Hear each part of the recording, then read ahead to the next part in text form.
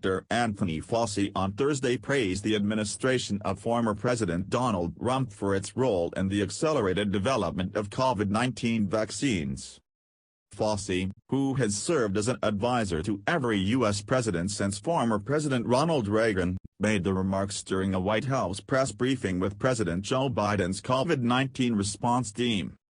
Fauci addressed concerns about the vaccine being developed too fast while explaining that although vaccines typically need to go through multiple lengthy phases to be approved, Trump's Operation Warp Speed initiative significantly helped to accelerate the process. Because of the wise investment in Operation Warp Speed, and we give credit to the Trump administration for doing this, particularly Secretary Alex Azar, who was an important component of that. What you did was make an investment to prepare for Phase 2 and Phase 3, even before you knew that Phase 1 worked or not, and to start manufacturing, Fauci said. When you do that, you make a major investment in resources, he continued.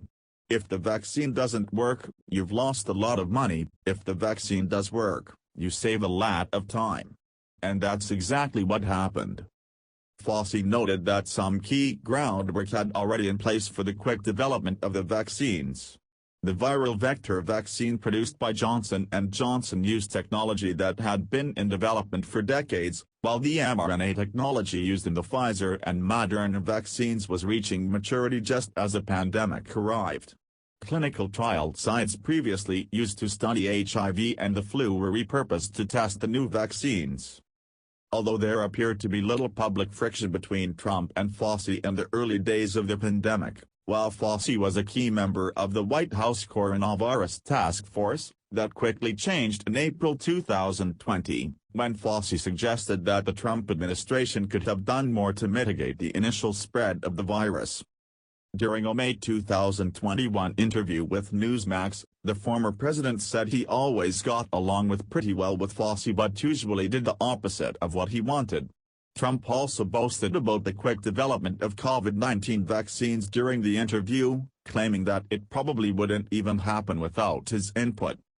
Multiple surveys in the political makeup of areas with low vaccination rates suggest that Republicans are significantly more likely to resist COVID-19 vaccination than Democrats, despite Trump, who is still a major force in the party, being vaccinated himself and repeatedly touting his role in developing the vaccines. While the highly contagious Delta variant is currently driving a new surge of the virus, Fauci has warned that more vaccine-resistant variants could emerge if transmission is not reduced by increasing the vaccination rate. About 50% of the total U.S. population had been fully vaccinated as of Thursday, according to the Centers for Disease Control and Prevention. Experts estimate that a vaccination rate equals between 70 and 90% is likely needed to reach herd immunity. 90%. Thanks for watching this video. Please do subscribe All Media New York.